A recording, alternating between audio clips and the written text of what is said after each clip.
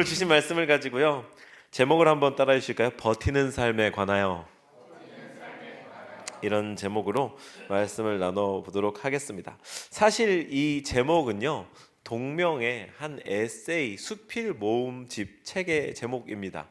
작가로 제법 이름을 날리기도 했고 방송인으로까지 활동을 왕성하게 했었던 허지웅 작가가 이렇게 쓰신 책의 이름이고요. 그냥 책을 쓴 게 아니라 원래 그분이 칼럼을 기고하는, 연재하는 그런 칼럼니스트였었잖아요.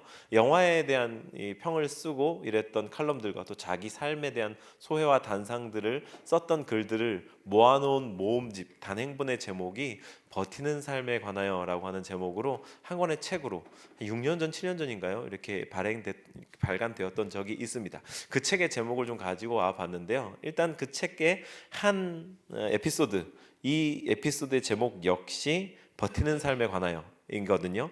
요 이야기를 소개해드리는 것을 설교를 시작하려고 합니다. 이 이야기는 영화 로키 있잖아요. 76년도에 개봉했던 로키를 감상평을 영화 평론가로서 평론한 이 허지웅 작가의 글이었습니다. 짧게 그 중에 일부만 발췌해서 읽어드리죠. 다음 장면, 챔피언 아폴로와의 시합 전날 밤이다. 로키는 벌벌 떨면서 잠을 이루지 못한다. 보다 못한 그의 연인 에이드리언이 시합을 만류하기에 이른다. 그러자 로키가 말한다. 시합에서 져도 머리가 터져버려도 상관없어. 15회까지 버티기만 하면 돼. 아무도 거기까지 가본 적이 없거든.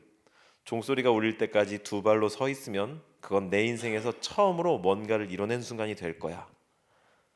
다음날 15라운드 마지막 종이 울렸을 때 로키 발보아는 두 발로 서 있었다. 시합 결과는 그의 판정패였다. 그러나 상관없었다. 로키는 끝없이 흐느꼈고 관중은 승자가 아닌 패자에게 박수와 환호를 보내고 있었다. 그리고 로키의 마지막 대사가 흘러나온다. 에이드리언, 내가 해냈어. 로키는 지난 세월을 꼰대들과 불화하며 답답하게 보낸 30살의 한 남자가 세상의 방식이 아닌 자신만의 방식으로 스스로의 존재 가치를 온전하게 증명해내는 이야기다. 그의 해답은 이기든 지든 끝까지 자기 힘으로 버텨내는 데 있었다. 이게 이 작가가 로키를 보고 이렇게 리뷰한 평론의 일부입니다. 평론이라고 하기 사실 좀 길긴 한데 좌우간 좀 멋지죠. 이렇게 문장도 제법 수려하고 그리고 이 포인트를 잘 전달을 해주는데 저는 사실 로키 영화를 풀로 보지 못했거든요. 그냥 그 테마만 유명하다는 정도를 알고 있고 사실 제가 태어나기도 전에 개봉했던 영화였었으니까 이렇게 보지는 못했었습니다. 그런데 그 장면을 알고 있죠. 여기 에이드리언 내가 해냈어 이렇게 눈 이렇게 다 부어가지고 에이드리언 막 이러는 거 있잖아요. 흉내내서 죄송합니다. 그 장면이 있는데 그 장면만 알고 있었어요. 그런데 이런 스토리였고 사실 되게 이렇게 루저 그런 사람으로 살다가 30살에야 이렇게 아무것도 없는 빈털터리에서 갑자기 찾아온 기회에 이렇게 성공하게 된다라고 하는 성공 스토리이기도 하지만 또 자기 자신의 존재 증명에 대한 이야기이기도 하고 또 여기에서 결과적으로 이기는 극적인 그런 게 아니라 그냥 두 발로 버티고 15회까지 서 있었다는 것 그것을 참 칭찬해라고 하는 그런 의미가 담겨진 마지막 장면이 있다고 하잖아요. 그런 측면에서 참 뭐랄까 그때 당시의 청춘들 베이비붐 세대들에게 되게 희망과 도전을 주었던 작품이다라는 생각이 드는 그런 평이었습니다. 오늘 우리가 만난 본문에는요 말하자면 이 책과 평론의 제목처럼 그저 버티는 삶으로 하루하루를 근근히 연명하는 사람이 나옵니다. 말하자면 영화의 로키와도 같은 자기의 인생은 그저 그냥 근근히 연명되어져 죽지 못해 살아가는 한 사람이 나온다라는 건데요. 그의 이름은 히브리식으로는 레위였고요. 이 로마식 헬라식으로는 마테였었습니다. 그가 왜 버티는 삶이었는가? 그 본문에서 우리가 단서로 몇 가지 충분히 그의 애처로운 버티는 삶을 유추해 볼 수 있기 때문인데요. 먼저 그의 직업이 세리라고 나와 있습니다. 근데 신앙상식으로 잘 알고 계시죠? 당시에 세리는 좀 천대받았던 직업입니다. 멸시와 천대. 근데 그 멸시와 천대를 받는 게 왜 그랬냐? 지난주에 소개해드렸던 목동처럼 지저분하거나 뭐 이렇게 좀 인식이 안 좋아서긴 하죠. 근데 그런 차원의 멸시 천대가 아니라 동족들을 팔아먹는 사람들로 각인이 되었기 때문에 사회적인 처우가 매우 안 좋았던 그런 직업입니다. 이것을 알려면 당시에 로마에 징수하는 이 세금을 징수하는 구조를 이해하면 좀 이해가 되는데요. 당시 로마는요 이제 공고, 말하자면 요즘에 그 경쟁 입찰이라고 할까요? 그것처럼 공고를 냅니다. 경쟁 입찰을 딱 내요. 이번에 세리를 뽑습니다. 탁 내면은 이제 세리들이 경쟁 입찰을 하는 거죠. 자격을 가진 사람들이 내가 이번에 세리가 되면 이만큼 걷어 오겠습니다. 이렇게 그 목표 금액을 제시해가지고 경쟁을 하는 거죠. 그 중에서 마음에 드는, 아무래도 높은 금액을 뽑겠죠. 마음에 드는 세리를 나라에서 이렇게 딱 지정을 합니다. 그러면 지정한 그 세리로부터 목표한 금액을 선납받습니다. 그러니까 이 세리는 이미 깔고 들어가는 겁니다. 제가 올해 여기 시민들로부터 10억을 걷어드리겠습니다. 이렇게 해가지고 10억 마음에 들어. 네가 올해 맡아봐. 그러면 10억을 먼저 내는 거죠. 그러니 이 세리가 자기의 사재가 비었잖아요. 그럼 이제 이때부터 자기 사재를 자기의 능력껏 수단껏 채우는 겁니다. 근데 10억만 채우면 좋은데 사람의 옥심이라는 게 어디 그렇겠습니까? 그리고 들어가는 비용도 있을 거고 나름대로 합리적인 계산 속에 더 걷어들이는 거죠. 근데 이 징세의 과정 속에 로마는 관여하지 않습니다. 그냥 10억만 내면 끝.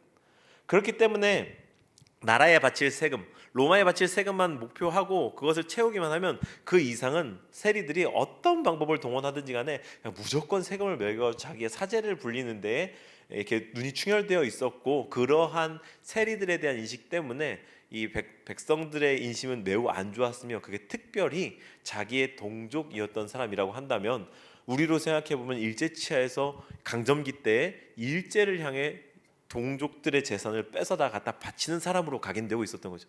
그러니 얼마나 이 감정도 안 좋았고 처우도 안 좋았고 길거리에 혼자 다니다 보면 린치를 당할 위험도 있었고 이랬던 아주 안 좋은 인식 가운데 살아가고 있었다. 세리는 동족들로부터 동족의 고혈을 짜내어 벌레만도 못한 이방인들에게 갖다 바치는 매국노, 짐승만도 못한 인간, 이런 취급을 받으면서 고약한 처우를 받았고요.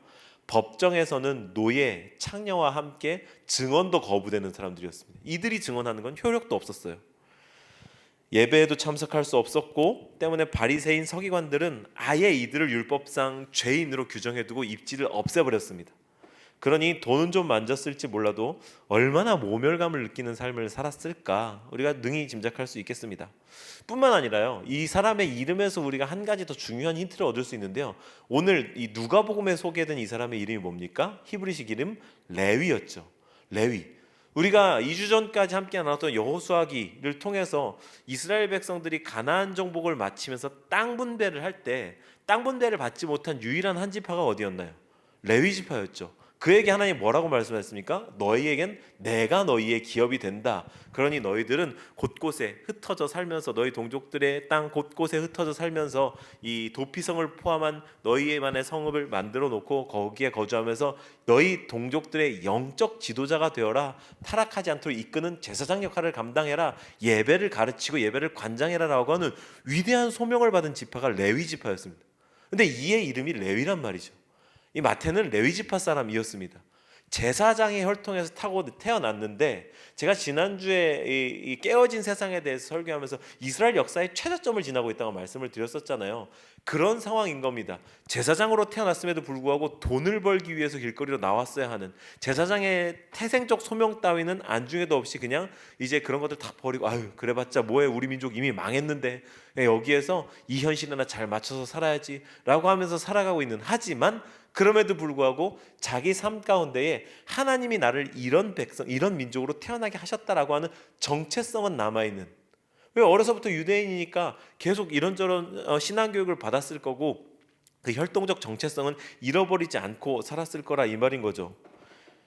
그런 레위 지파로 태어났음에도 불구하고 인생의 부르심, 혈통적 부르심을 조차 살지 못하고 있었던 인생.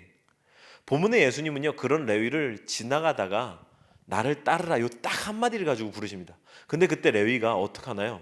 생각해 보겠습니다. 재산을 좀 정리하겠습니다. 어떻게 하고 오겠습니다 하나요? 아니요. 단박에 일어나서 예수님을 따라 나섭니다. 본문은 그 어떤 설명도 하지 않고 그냥 레위가 단숨에 일어났다는 한 절만으로 레위의 행동을 설명하는데요, 이게 무엇을 의미하나요? 레위의 삶 가운데에 깊은 고민이 있었다는 겁니다. 이렇게 사는 게 맞는 걸까? 나를 부르심은 그게 아닌데, 우리 집안은 그런 집안이 아닌데 내가 지금 여기서 돈이나 세고 있는 게 맞는 걸까? 자기가 이렇게 떠밀려온 삶의 현실 때문에 살아는 가고 있지만 계속적으로 고민하고 있었던 겁니다. 죽지 못해 사는 인생으로 숨은 쉬지만 동족들의 막이 가버나움 게이트를 왔다 갔다 하면서 이 사람들이 통행세는 내지만 낼 때마다 던지는 그 비하하는 눈빛, 모멸하는 눈빛을 매일같이 마주하면서 이렇게 살아야 되나? 이렇게 번 돈 있어서 뭐하나? 그런 생각을 늘 하고 있던 차에 생명의 근원 되신 예수님, 사람을 살린다고 하는 예수님, 사람들을 불러서 병도 고쳐주시고 그들에게 이 이스라엘 민족을 해방시킬 거다라고, 저분이 메시아다라고 하는 소문이 돌고 있는 예수님이 지나가시면서 나를 따라라 라고 하시니까, 그래 내 인생 이게 아니야, 여기서 멈출 수 없어, 이렇게 죽을 수 없어 라고 하면서 자리를 박차고 일어나게 됐던 거죠. 그러니 그의 삶이야말로 정말 죽지 못해 사는 인생으로서 버티는, 근근히 버텨내는 삶이었다라는 걸 우리가 능히 짐작할 수 있다는 겁니다. 언제까지 이렇게 살아야 하지? 동족들에게 미움받고 멸시천대 받으면서 우리 집안의 가훈, 부르심은 어쩌지? 만약 선도들께서 내가 이렇게 살고 있는 모습을 보시자면 얼마나 실망하실까?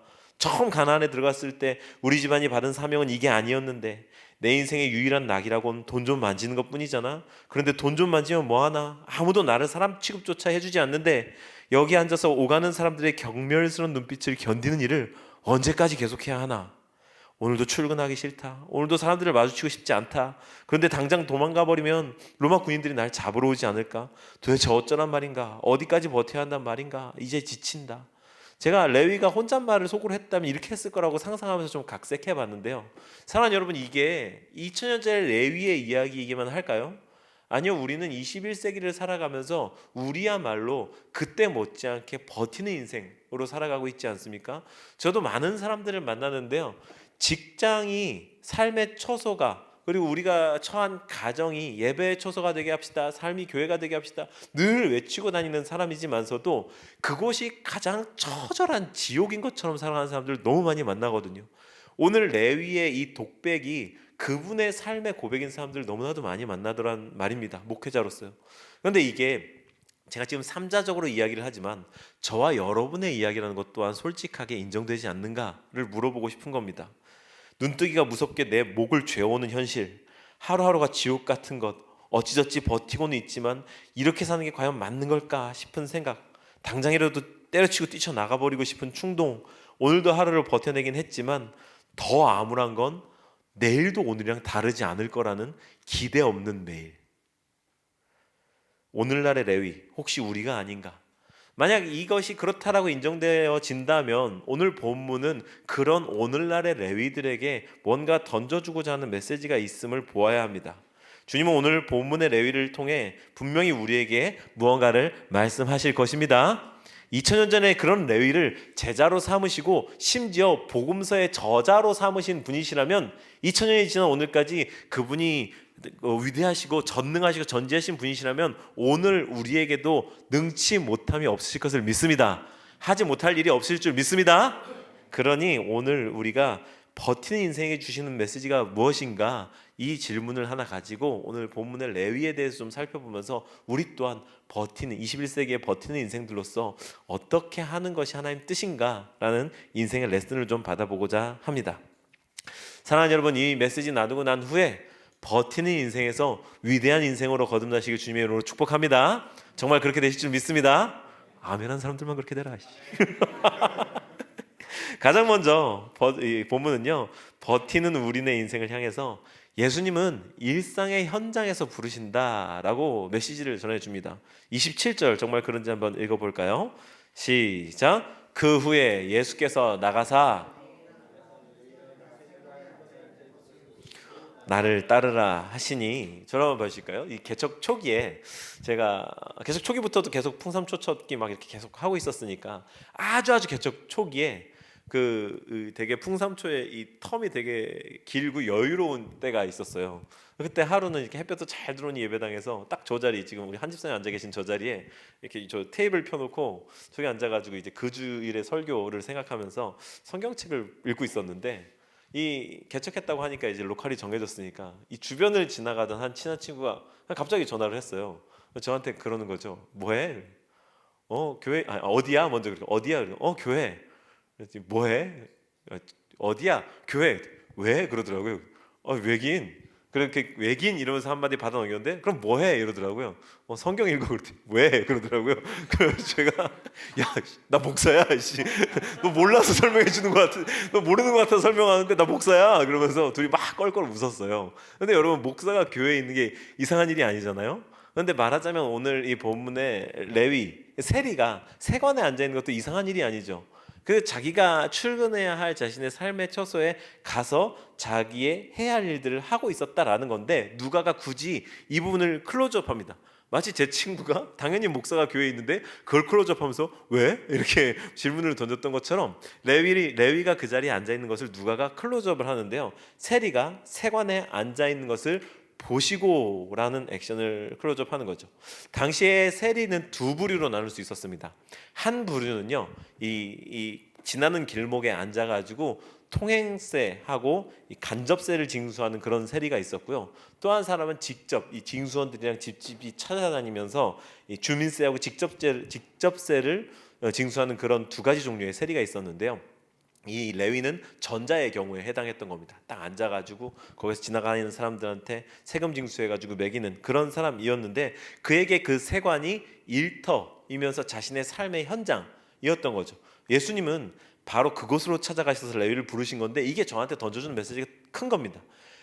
생각해 보시죠. 예수님은요 특별한 경건을 위해 구별된 공간, 구별된 시간에 레위를 찾아가신 게 아닙니다. 자기가 제일 민낯으로 살아가고 있는 매일매일 출근하는 일상의 현실이 펼쳐지는 세관 그곳을 지나가면서 거기서 레위를 부르셨다. 우리는요 비전과 부르심을 살아내는 순간 공간을 매우 특별한 것으로 구별하고 싶어하는 욕망이 있습니다. 그러고 싶어하는 유혹을 받습니다. 하나님의 뜻이라는 것은 마음먹고 실천해야 하는 특별한 걸로 생각한다라는 거죠. 여러분 대청소는요 1년에 한 번 날 잡아서 하는 거기 때문에 할 일이 많은 거고 부담스러운 겁니다. 손도 많이 가고 그동안 묵혀뒀던 일들을 하느라 진 빠지는 거고요. 그런데 하나님의 일, 하나님의 뜻, 하나님의 부르심이 그렇게 어느 날 이벤트적으로만 있는 특별한 거 우리가 다 준비되어지고 내 영적 상태가 가장 최고조에 이르렀을 때에 가장 기도 열심히 하는데 그런 때에만 주어지는 것이라고 한다면 우리는 그때를 위해서 너무 많은 대가를 치르면서 딱 특별한 한순간을 만들기 위해 애써야 할지도 모른다고요. 근데 오늘 레위를 부르신 장면을 보니까 그게 아니라 그냥 아무런 기대 없이 소망 없이 버티는 와중에 예수님께서 그 현장에서 부르셨다라는 것. 이것은요 우리가 우리의 일상의 삶의 현장을 어떻게 대해야 하는지를 알려줍니다. 그런 사람들이 저는 제일 신앙에 있어서 좀 염려되고 걱정됩니다. 어떤 사람들이냐면요 자신의 삶의 현장의 일들과 교회의 일, 신앙의 일들을 이원화하는 분들이 계세요. 세상 것, 교회 것, 하나님의 것 이런 표현으로 이원화하는 이분법적 신앙을 가지고 살아가는 분들이 계시는데요. 저는 그러지 않기를 정말 간곡히 부탁을 드립니다. 하나님 나라가 내가 임하는 나의 삶의 처소여야 하며 내가 일하는 일상의 현장이 곧 하나님 나라여야 합니다. 할렐루야. 그것은 정말 어렵고 부담스러운 일이지만 그리스도인에게 디폴트 값으로 주어지는 부르심입니다. 네가 그리스도인이라면 삶에서 증명해 라는 부담이 우리 모두에게 있는 거죠. 그게 부담스러워서 예수를 떠난 것이 신약 성경에 나오는 여러 에피소드 가운데 예수님을 떠난 사람들의 이야기이기도 하고요. 삶과 신앙이 이원화되는 것을 경계하십시오. 여러분, 예수님은 일상의 현장에서 레위를 부르셨다. 특별한 순간, 공간으로 그분의 부르심을 여기게 되면 그것을 제외한 나머지 곳들은 예수님이 계시지 않는 곳, 그분의 소명을 살아내지 않아도 되는 곳이 되면서 신앙과 삶 사이에 괴리가 생긴다. 건강하지 못한 신앙을 갖지 마시라고 하는 그런 레슨을 우리가 본문을 통해 봤습니다. 예수님은요 비록 죽지 못해 사는 인생이었을지언정 동족의 고혈을 빨아먹으며 환멸과 괴로움 속에 버티는 현장이었을지언정 그가 버티고 있는 그 현장으로 직접 찾아가셨습니다. 예수님은요 저러면 따라하시죠. 예수님은 찾아오지 못할 곳이 없으시다. 할렐루야. 정말 그런 분이심을 믿으시기 바랍니다. 두 번째로 버티는 인생을 향해서 본문이 던져주는 메시지는요 예수를 섬기는 것이 세상을 섬기는 것이다 라는 겁니다. 예수를 섬기는 것이 세상을 섬기는 것이다. 화면 보고 한번 읽어주실까요? 시작. 예수님을 섬기는 것이 다 같이 29절을 읽습니다. 시작. 레위가 예수를 위하여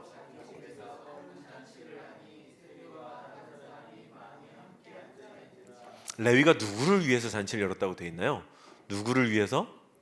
예수를 위하여, 예수님을 위해서 레위가 잔치를 열었습니다. 네, 돈은 많이 벌었을 테니까 잔치 여는 거 어려운 일 아니었겠죠. 그리고 자기를 불러주신 예수님께 이제 부르심에 응하면서 연 잔치였으니까 아마 제법 성대하게 열었을 겁니다. 이제 나는 재산에도 미련없고 예수님 따라갈 거야, 뭐 이런 마음 각오가 있었겠죠. 그리고 자기가 그동안 미움받았던 동족들을 향한 뭐 어떤 그런 마음들이 있었을까요? 이건 제 상상입니다만 저간 그렇게 잔치를 열었는데 예수님을 위해서 열었다. 그런데 이 자리에 함께 있는 사람들이 좀 흥미롭습니다. 두 번째 줄에요. 큰 잔치를 하니 누가 와서 많이 앉아 있다고 합니까? 세리와 다른 사람이 많이 함께 앉아 있는지라. 예수님을 위해서 연 잔치인데 세리, 자기랑 같은 처지에 놓여 있는 동료 세리들이랑 그냥 다른 사람들 무리들이 많이 와서 함께 앉아 있었다. 정황상 죄인들과 함께 앉아서 식사를 하는 것 자체를 죄로 취급하는 그런 유대인들의 관습상 여기서 자리를 채우고 앉아 있을 이 많은 다른 사람들은 세리 창녀에 준하는 사회적 대접을 받고 있는 사람들이었을 확률이 크죠. 즉 창녀와 이방인, 노예, 세리, 사회에서 대접받지 못하는 낙오자들, 이 모든 사람들이 예수님을 섬기려고 연 잔치의 수혜자들이 되었다. 제가 소셜미디어에서 무척 재밌는 컨텐츠를 하나 봤어요. 그 한 힙합계에서 되게 유명한 래퍼 한 분이, 그분이 이제 랩으로는 이름을 제법 날린 사람이어서 누구나 다 인정하는 실력을 갖고 있는데, 힙합하는 사람들 약간 이렇게 거친 감도 있잖아요. 그러니까 막 한 두 문장마다 한 번씩 이제 욕이 나오는데 그렇게 욕을 하면서 뭐라고 이야기를 하느냐, 그 우리가 음악 노래를 레슨을 받듯이 랩도 레슨해 주는 사람들이 있거든요. 제가 아는 이제 몇몇 이렇게 힙합 뮤지션들은 그렇게 자신의 삶을 꾸려가기도 하는데 그걸 막 이렇게 맹렬하게 비난을 하는 거죠. 아니 도대체 랩을 왜 뭘 레슨해? 난 걔네가 뭘 가르쳐 주는지 정말 너무 궁금하다. 그래놓고 자기는 어디 오디션 프로그램 나가서 막 몇 번씩 떨어지고 이런 애 아니냐. 근데 뭘 가르쳐 준다는 막 이렇게 맹 비난을 해요. 그런데 그 사람이 막 맹 비난을 하는 그 컨텐츠에 달린 댓글이 이제 저한테 재밌었던 건데, 댓글이 뭐라고 되어 있었냐면 제가 적어왔어요. 아우 선생님, 원래 왕 초보한테 최고의 선생님은 초보인 법입니다. 이렇게. 그러니 못하는 사람이 레슨하는 게 뭐 나쁘지 않다, 이런 취지로 댓글을 단 거죠. 저는 근데 이 말에 좀 공감합니다. 원래 우리 양집사님처럼 이렇게 태생적으로 노래를 잘하시는 분들은 저처럼 이렇게 후천적으로 막 이렇게 노래를 잘하고 싶어하는 사람들의 마음을 이해를 못해요. 왜냐하면 부르면 되거든요. 그냥 하면 되는 건데 우리 같은 사람들은 이렇게 이러다가 이 여러 가지를 배우면서 좀 이렇게 좋아지는 법이 있는데, 그런데 이제 이분의 이야기도 그런 거죠. 원래 왕초보한테는 초보가 비교적 진입장벽을 낮춰주는 좋은 선생님입니다. 그렇게 이야기를 하는 것을 보면서 제가 한참 웃었었는데요. 교회들을 보면 여러분 무척 재밌는 특징이 있다는 거 아시나요? 비슷한 분들끼리 모여요. 우리 교회도 마찬가지이잖아요. 어떤 형식과 어떤 막 딱딱한 이런 신앙보다도 조금 더 예수님께서 어떤 말씀하셨는가 그 본질에는 집중하되 여러 가지 형식들이 있어서 비교적 좀 자유롭고, 또 한 사람 한 사람, 제가 아는 또 여러분들 개개인은 대부분 음악을 좋아하시고 뭐 이런 여러 가지 개인적 특성들이 대부분 비슷한 분들이 모이는 걸 보면 교회가 참 재미있습니다. 이게 아까 이야기한 왕초보한테 초보가 왜 좋은 선생인가랑 좀 일맥상통하는 그런 면이 있다는 거죠. 비슷한 사람들을 통해서 예수님이 그런 분이신가를 비슷하게 경험하게 되는 겁니다. 이 말하자면 세리의 잔치에 세리들이 와서 앉아 있었던 이유는 나 같은 세리를 제자로 부르셔서 저 사람이 저 기뻐하면서 잔치를 열었네? 그럼 나도 저분이 부르실 수 있다는 얘기인가? 나에게도 주님이 그렇게 일하실 수 있다는 얘기인가? 어디 가까이 가서 그분 좀 한번 보고 싶다. 그분을 향해 나아가는 울타리나 어떤 담장 같은 거 좀 더 낮춰주는 역할을 그와 같은 입장에 있었던 세리 레위가 했다. 그분의 부르심이 그런 뉘앙스를, 그런 메시지를 던져주었다라는 거죠. 나 같은 사람 교회 가도 괜찮은가 봐. 저희를 보니까 나도 예수님 믿어도 괜찮은가 봐. 예수님이 나 같은 사람도 환영해 주시나 봐. 이런 매력을 나를 통해서 어떤 이가 느낀다면 그분들이 예수의 제자가 될 수 있다는 거죠. 그러니 사랑하는 여러분, 예수님을 섬긴다는 것은요, 생각보다 멀리 있거나 어려운 일이 아닙니다. 나의 일상을 충실히 살아가면서 내가 믿는 예수님의 가치를 드러내는 것, 우리의 말로 바꾸어서 말하면 하나님 나라를 가져오는 것, 그런 삶을 충실히 살다 보면 나와 비슷한 삶의 바탕 속에서 버티고 있던 사람들이, 아, 이렇게 버티는 인생 가운데서 왜 저 사람은 기쁘지? 나랑 비슷하게 버티고 있는데 뭐가 다르지? 아, 예수님이구나. 예수님이 이런 인생도 이렇게 기쁘게 만드실 수 있다고? 그럼 한번 만나볼까? 이렇게 전염되어져 가는 일이 생기는 거죠. 할렐루야. 그렇게 예수님을 섬기는 삶에 집중하다 보면 주변 사람들, 즉 세상도 섬김을 받게 되는 겁니다. 우리가 아이를 키울 때에는 아이의 눈높이에서 모든 것을 생각합니다. 저도 그래, 지금 현재 진행형이라고 생각하고 있었는데 어느덧 보니까 저도 안 그런 사람이 되었더라고요. 요만한 아이를 키울 때에는 어디 가게 되더라도 주차는 편한가, 차 대고 비 안 맞고 올라갈 수 있는가, 애가 놀 수 있는 놀이터는 있는가, 이렇게 하다못해 테이블 모서리에 이런 스펀지라도 대져 있는가, 이런 게 눈에 들어왔고 거기에만 집중되어져 있는 삶을 살았었는데 어느덧 그 시기가 지나고 나니까 좀 그런 것도 좀 신경을 덜 쓰게 되는. 근데 우리가 그 시즌일 때는 거기에 엄청나게 시선과 눈높이를 맞추게 되죠. 예수님을 바라보면은요, 예수님께 온 마음을 쏟고 예수님을 섬기는 삶을 살게 되면 예수님이 바라보는 것을 우리도 바라보게 됩니다. 그리고 예수님께서 소중히 여기시는 사람들을 소중히 여기고 긍휼히 여기는 마음이 함께 일어납니다. 그러니 예수님을 사랑하고 섬기면 이 세상을 당연히 섬기고 사랑하게 된다. 그분의 제자로의 부르심에 뜨겁게 헌신하게 되면 자연스레 이 세상을 복음적으로 섬기게 된다. 이게 우리에게 주신 두 번째 메시지였던 것이죠. 마지막으로 버티는 인생을 향해서 본문이 던지는 메시지는요, 예수님은 죄인들을 회개시키러 오셨다는 것입니다. 한번 화면 보고 또 읽어주실까요? 시작. 예수님은 죄인들을 회개시키러 오셨다. 32절을 읽습니다. 시작. 내가 의인을 부르러 온 것이 아니요 죄인을 불러 회개시키러 왔노라. 바리새인들이 이 죄인들과 어울려서 세리의 집에 들어가서 잔치에 참여하고 있는 예수님을 보면서 불평하고 항의하고 언짢아 했죠. 그들에게 예수님이 저 유명한 말씀 하신 것 아닙니까? 병든 자에게는 맨날 이거를 제가 반대로 말하는 것 같아요. 아니죠. 건강한 자에게 의원이 쓸데없고 병든 자에게라야 쓸모 있다라고 하는 이 유명하고 위대한 말씀을 그분 사람들에게 이 상황에서 하셨던 거죠. 그러면서 이 뒤에 붙은 이 32절의 문장이 무척 중요합니다. 그냥 병든 사람들을 위해 왔다라고 하면은요, 병든 사람들을 불쌍히 여기고 그 사람들을 이렇게 그냥 어루만져주고 위로해주는 존재 정도로 그칠 수 있는데, 32절은요 의인을 부르러 온 것이 아니라 죄인을 불러 회개시키러 왔다라고 하는 목적을 말씀하십니다. 할렐루야. 죄인을 불러서 그냥 괜찮아, 힘들었지, 너희들 죄를 내가 다 용서해서 괜찮아, 우쭈쭈쭈 에서 멈추는 게 아니라 회개시키는 것, 삶의 방향을 바꾸고 그들로 하여금 달라진 삶을 살아갈 수 있도록 인도하는 것이 예수님의 목적이었습니다. 그냥 달콤한 위로를 주고 네 인생 괜찮아, 그렇게 살아도 힘들었지 레위야, 네가 여기서 버티느라 동족들의 그런 등살을 이겨내느라 얼마나 힘들었니, 이제 내 뒤에 숨어서 그런 등살들로부터 안전하게 여기에만 있어가 아니라 그를 복음서의 저자로 삼으셨다니까요. 마태의 복음서는 유대인을 향해 써졌다고 여러 번 말씀드렸지 않습니까? 동족들로부터 강한 비난을 받고 인간 취급도 못 받던 사람을 일으켜서 다시 돌려보내신 자리가 동족들을 향해 복음을 전파하는 자리였다고요. 얼마나 터프한 부르심입니까? 그런데 우리는요, 많은 사람들이 이렇게 착각합니다. 예수님의 긍휼하심, 사랑 많으심을 그냥 불러가지고 마음 위로하고 위로하는데 힘들었지? 여기 있어. 깨지지 않도록 여기 잘 있어. 그리고서 마치 이 유리병 안에다 가둬가지고 그 안에 언제 봐도 예쁜 그런 꽃 한 송이처럼 이렇게 내버려두고 온실 속의 화초처럼 그렇게 키우려고 하시는 걸 예수님의 의도처럼 생각하고 있는데, 아니요, 예수님은요 죄인을 불러서 회개시켜서 돌려보내시는 분이십니다. 다시 파송하는 분이십니다. 레위에게 그렇게 하셨듯이 말이죠. 예수님은 죄인을 사랑하셔서 분명히 죄인을 위해 오셨고 그들을 위해 죽으셨지만 그 죽으심에 감사한 사람들은 그분을 위해 다시 목숨을 걸게 된다.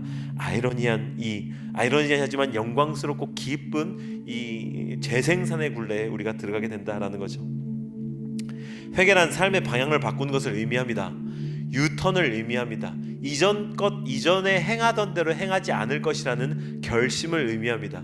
그러니 우리에게도 오늘 주님께서 던져주시는 메시지는 분명합니다. 우리가 버티는 삶으로 근근히 살아가고 있었다라고 한다면, 그리고 그 삶 가운데 위로가 필요했다면, 그래 위로해줄게, 난 너를 위로하러 온 예수야 라고 하는 메시지도 던지지만서도, 위로를 받았다면 그 삶의 처소를 어떻게 바꿀 것인지 내가 너에게 이제 숙제를 내줄게 라고 하면서 다시 돌려세워서 보내신다는 사실. 이제 설교를 마치려고 합니다. 사랑하는 여러분들의 이 버티는 삶을 존경합니다. 진심으로 여러분들이 하루하루 삶의 처소에 나가서 또 여러분들의 가정 가운데에서 한 사람의 그리스도인으로서 행하는 모든 일들은 존경과 박수를 받아 마땅한 그런 삶입니다. 하지만 주님은요, 우리를 버티는 데서 끝나는 인생으로 결코 부르지 않으셨습니다. 저를 한번 따라하시죠. 가슴에 손을 얹으시고요. 나는 버티는 인생이 아니다. 한 번 더요. 나는 버티는 인생이 아니다. 나는 변화시키는 인생이다. 나는 예수님의 제자다. 할렐루야. 하나님께서 여러분들 그렇게 사용하실 것을 믿습니다. 버티는 것을 넘어 제자의 삶이 되십시오. 일터와 삶의 현장을 하나님 나라로 만드십시오. 할렐루야.